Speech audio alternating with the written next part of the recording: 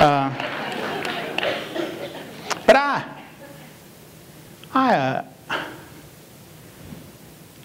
I became a dad, and which is a little bit like becoming a co-conspirator, because parenting, you know, I figured I would teach him what he needed to know, which was don't run out in front of cars, because that's stupid. And he run out in front of cars anyway. And I'd say, if anybody picks on you at school, break their nose. Seemed like wise life planning. And he'd look at me and say, how do you throw a punch? Just a different world, you know. But I got him. Let me read you about my boy, and then we'll take some questions. My boy. They told me when I wrote my first book that you should never flip disconcertingly through a book in front of a crowd of people. Which made me think, how in the hell do you get from one place in a book to another without flipping through it? You know. They actually sent me to New York to teach me to do this. They really did. I'm not kidding. I guess they figured me being a product of the Alabama public school system, I would not be able to read from my own work.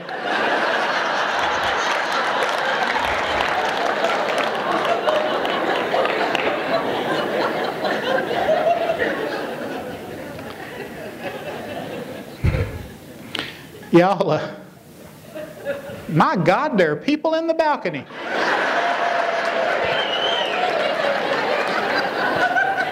You know, you can take the finest church-going, most upstanding deacon in town and put them in a balcony and they'll start acting different.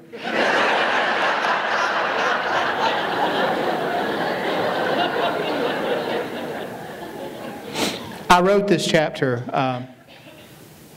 I've got a pretty good memory for scenes and events. Not good with names, or numbers, but I'm very good with the way things unfold, remembering that. And I wrote this sitting in a chair by my mama's hospital bed, and my mama is fine, but she almost left us because she let a simple gallbladder infection get out of hand because she hates doctors. And if there's any doctors out there, I humbly apologize for sharing that with you. Unless you're in the balcony.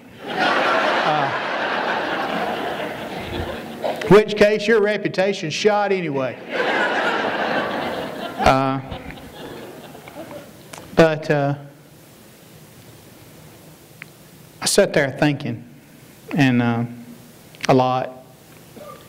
I don't have a real job, so I do the night shift. Everybody else in the family had a real job, so I got to do the night shift. I don't know how they quite figured that out. You don't sleep good in a chair by a hospital bed, but you do dream. I saw the woman in a bookstore in Memphis. She had the kind of beauty people write songs about. Red hair that tumbled to her shoulders in loose curls and jade eyes flecked with gold. Lips of the most promising pink. She was tall and just a little bit slinky. I've been paying for that last line for a long time. Will you marry me? I asked, smooth as a concrete block tumbling down a hill. No, she said. She taught at a college and knew a half-wit when she heard one. But I persevered. I wrote her love letters that should have made me gag. And she wrote me the same. I even saved one for when I'm old or alone. But she had to ask her littlest boy, who was her world, if she could remarry. Sure, he said. Where are we going on the honeymoon?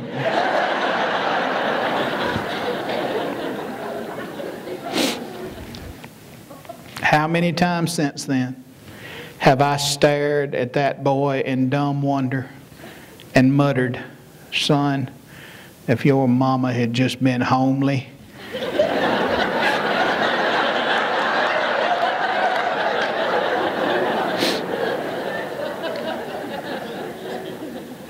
I believed I was catching him at a good age.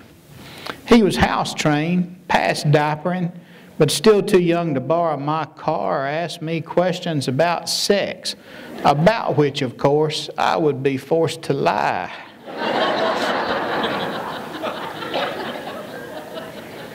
I did not expect much. All I wanted was a brave, clean boy who'd take out the trash, be kind to his mother, and occasionally bathe the big dog, which also came with the marriage and smelled as if it had already died.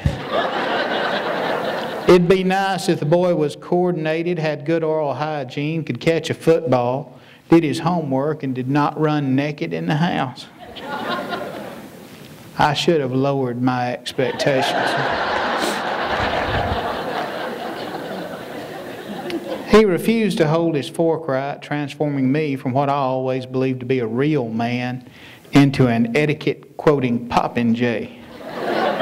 I watched him amazed as he chased a single green pea across a plate and dumped a mountain of mashed potatoes on the tablecloth, all of which he would have scooped up and eaten if I had not threatened him with charm school. He showered as if he were running through a waterfall, barely getting damp before shouting to his beleaguered mother, "Where's my pants?" And if she did not respond, he would run naked after all. She had to inspect him after every bath because he would not use soap or wash his hair, or else wash only the front or back part of his head. And those of you with boys know I am making none of this up.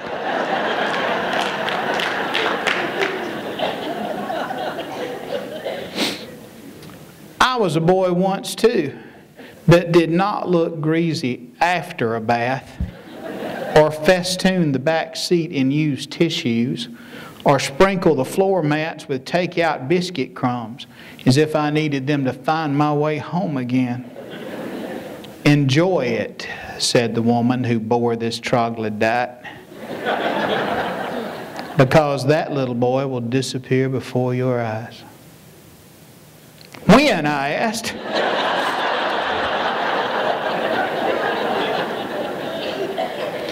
In one restaurant, he managed to get a gob of spaghetti sauce on his underarm.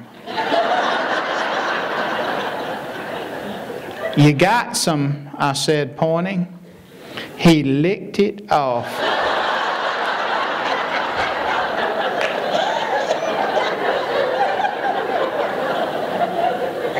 I hoped a boy so nasty would be tough and gritty.